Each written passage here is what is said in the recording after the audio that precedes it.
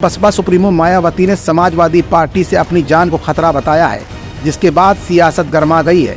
UP के deputy CM Keshav Prasad Maurya अब मायावती के समर्थन में आ गए हैं। उन्होंने साफ कहा कि हमने तो पहले ही कहा था कि सपा गुंडों और माफियाओं की पार्टी है। बीजेपी सरकार बसपा सुप्रीमो की रक्षा के लिए कृत संकल्प है। डिप्टी सीएम केशव प्रसाद मौर्य ने मायावती के ट्वीट पर प्रतिक्रिया देते हुए कहा कि मायावती जी यूपी की पूर्व मुख्यमंत्री रही हैं और बहुजन समाज पार्टी की राष्ट्रीय अध्यक्ष भी हैं। प्रदेश में बीजेपी की सरकार है। बहन जी समेत प्रदेश के हर नागरिक की सुरक्षा के प्रति सरकार कृत संकल्प है और उनकी सुरक्षा के खतरे को लेकर फ्लाईओवर की जो उन्होंने शिकायत की है वो समाजवादी पार्टी की सरकार के समय ही बनाया गया था। केशव प्रसाद मौर्य ने कहा, सपा वैसे ही चाहे दलित हो, पिछड़े हो, किसान हो, गरीब हो, महिलाएं हो, उनके विरोध में समाजवादी पार्टी ने आचरण किया है।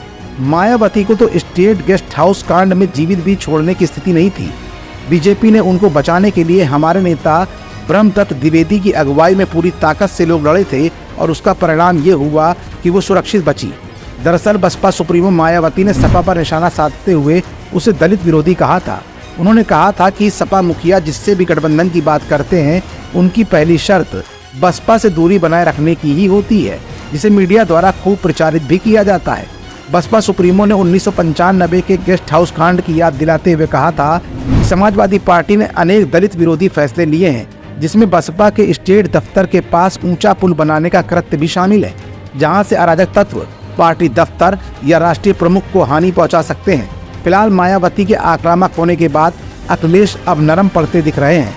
मायावती को उन्होंने सीनियर लीडर और राजनीति का दिग्गज नेता तक कह डाला है, लेकिन माया और अखिलेश के बीच में खिंची तलवार से भाजपा को लोकसभा चुनाव 2024 में तगड़ा मौका मिल गया है कि वो माया को अपने करीब ला सकें। शायद इसी की शुरुआत डिप्टी सीएम केशव प्रसाद मौर्य ने कर भी दी है। वहीं दूसरी तरफ इंडिया गठबंधन मायावती को अपनी ओर खींचने की फिराक में है।